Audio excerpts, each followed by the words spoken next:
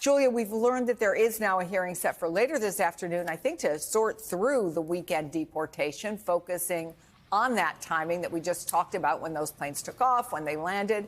Break this all down for us. Yeah, I mean, look, the administration, the lawyers for the Justice Department are going to have to answer some key questions. Drew Ensign, who is the lawyer for the Justice Department, told Judge Boasberg to his face, albeit via Zoom, on Saturday night that he understood the order perfectly. The judge could not have been more clear. He said, look, if you have to turn these planes around in the middle of airspace and bring them back to the United States, or if you have to take planes that have already landed and bring them back to the United States, whatever it takes, my order is that these people have to come back because there's a temporary restraining order, because Judge Boasberg thought that if he didn't issue that restraining order, there could be irreparable harm. Instead, those people were handed over. And if you look at the response that we've seen from the White House so far, including from Trump himself and from Borders Czar Tom Homan, as well as Caroline Leavitt, they haven't tried to pick apart the timeline to say that they had already handed these people over before the order came. It's more that they called the order, first of all, unlawful, and that they assumed that because they were in airspace, it was okay to go ahead and release them, which is explicitly the opposite of what the judge said. So you mentioned constitutional crisis, Chris. This is a prime example of that, where you have the judicial branch and the executive branch going head to head and disagreeing here. Now, the Justice Department has already appealed this case. It's gone up. It'll go up to the D.C. Circuit. It'll likely go to the Supreme Court. But the question is now, if the judge finds that they've defied the orders, what action can he take to get these people back? As I understand it from the plaintiff's attorneys, there's really nothing the U.S. can do to get people back once they've been handed over to a law enforcement authority in another country. So, Lisa, help us unpack more of this timeline here, whether the fact that these two flights were over international waters, says, OK, you can defy what the judge has told you to do. Give us your take on what we're seeing from a legal standpoint. Again, understanding this could work its way up through the legal system. So let's identify two variables here. First, what Judge Boasberg said during the hearing in terms of turning the planes around, he did not repeat in his written order. So one of the arguments that the government has made and may make in front of him is you superseded your oral order when you reduced it to writing, and by not telling us we had to turn the planes around, you just permitted the removal of other people who go into this class, but didn't reverse anything that we had already done.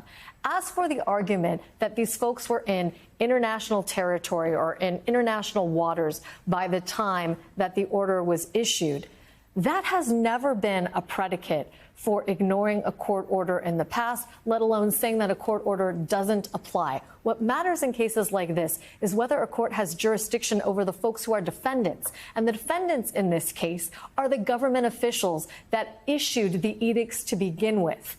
Judge Boasberg absolutely has jurisdiction over those folks. And not only does he have jurisdiction, this is an issue that has been litigated before at the Supreme Court, finding that the statute that holds that courts have jurisdiction over detainees who are removed from the United States, that statute is interpreted correctly by those who have said the courts have to have that power, but also the constitutionality of that statute has been upheld by the Supreme Court in 2008.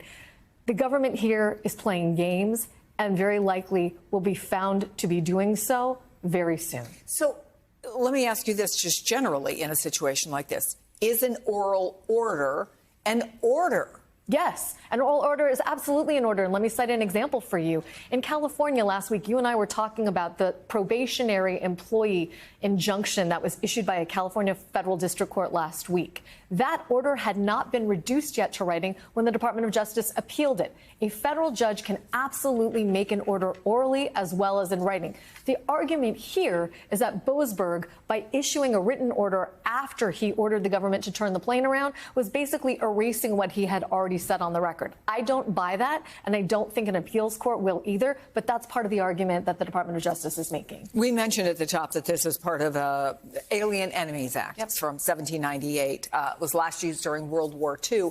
Let me play what the president said, what his argument is. Here it is. This is a time of war. Other nations emptied their jails into the United States. It's an invasion.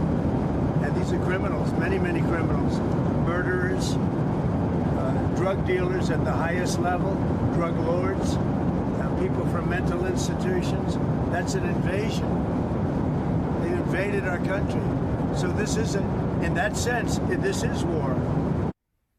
I mean, in that sense, this is war. There's a lot of ways you can use that word, war on drugs, right? Those kinds of phrases. But does that constitute a war under this Alien Enemies Act of 1798? No. And I think particularly given the history of courts interpreting the Alien Enemies Act, it won't hold up either. You know, the use of the Alien Enemies Act in World War II to round up Japanese Americans is one of the biggest blemishes on our history constitutionally. And it's because that doesn't constitute an invasion, so to speak. It's not a coordinated invasion by an army of a foreign power, for example. I doubt that higher courts are going to understand the Alien Enemies Act in the sort of loose way that President Trump is interpreting it now. There's one more piece of sound I want to play because it's from the plaintiff's co-counsel in the lawsuit against the president and his use of the Alien Enemies Act. Here's part of what she said. Because the president is seeking to deport people without any process at all, we have no reason to trust any representations that are being made that the people that have been deported are gang members. We have no reason to trust anything that that is being said, because this is an effort to end run process. Legally speaking, does the administration have to provide evidence that these gang members are who the administration alleges they are? Well, it depends on whether the Alien Enemies Act applies or not. The whole point of using the Alien Enemies Act is because you don't have to do individual determinations of whether somebody belongs in the country or not. You can sort of subvert all of the due process to which somebody is ordinarily due by declaring them to be part of an enemy invasion and then deporting them wholesale the way that the administration is doing right now. The woman that you just played, her argument is that the Alien Enemies Act shouldn't apply at all, but that we should also distrust some of what the administration is saying because they are purposefully using this act to deprive clients like hers of their due process, Chris.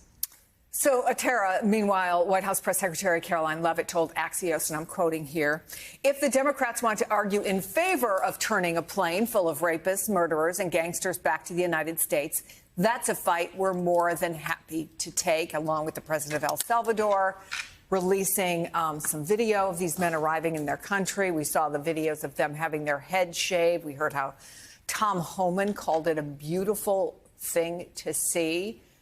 What does this tell you about how the White House sees this as a political fight and the optics over this? Well, unfortunately, this White House doesn't give a damn about the Constitution or due process. They care about the optics. And the American people should care about the Constitution and should care about whether the laws are being applied fairly or not. Most people would say, well, you know, these are gang members and get them out of here and get by any means necessary. Except that when you start to make exceptions for the rule of law because it's people that you don't like or because it's the lowest of the low, it opens up the opportunity for them to start skirting the law and subverting the constitutional order for everyone else. Do people really think it's going to stop here? It's not. This spectacle is a disgusting display. And people who are cheering this on should really self-reflect as to whether this is what America is. Because if this is who we've become as a country, then we are in real big trouble. Either we are a democracy or we're not. And this is not how a democracy functions. And Donald Trump is acting in swift order to try to prepare the American people for ignoring the Constitution and our rule of law by trotting out the worst of the worst. It wasn't the worst of the worst when they deported callously the parents of a 10-year-old girl who had cancer, whose parents were undocumented, on their way to the hospital for her recovery, who ICE agents detained and said, well, either the parents are going back and you're separating or you're all going back. They just did that recently. That is not the same thing, but that's what they're doing. Or what about the woman from Canada who went to a San Diego border crossing to get a work visa, who was detained by ICE? Asking her, well, you're Canadian. What are you doing at the San Diego border? She worked in L.A., and her attorney told her she needs to go there to get her visa. It's the closest port of entry. I mean, this is starting to happen in places where there are not people who are the worst of the worst gang members, and ICE is going out here and rounding people up. The fact that they're using this act is a way to prep the American people for them to erroneously and unlawfully apply other things like the Insurrection Act. Is that what Donald Trump is going to do when people decide to protest and he doesn't like it anymore? He's going to invoke the Insurrection Act and say, well, I feel it applies. That's not how it works in America, in a democracy. So I hope that the opposition party and the Democrats, and even some Republicans who know better, need to start speaking up about whether they care about our constitutional order or not, because this is the challenge that we're facing. And if they continue to rationalize this and laugh at it and call it, oh, a beautiful thing, we are in a lot of trouble as a country. Let me ask you, Lisa, about what Tara just had to say from a legal perspective. I mentioned this reporting in USA Today, and it's very broad about various people married to U.S. citizens. In the process of getting their U.S. citizenship, they're being picked up. Their spouses are wondering what's going on. Immigration attorneys are saying in one form or another, anyone who isn't a legal permanent resident or U.S. citizen is at risk, period. Is that right? Yeah, Are they and right to be worried? I would go further than that, because Mahmoud Khalil, whose case we've all been following, he's the Columbia graduate student who has been sent to Louisiana en route to deportation. He is a lawful permanent resident and not just on a student visa, married to a U.S. citizen who is expecting their first child. She's 8 months pregnant.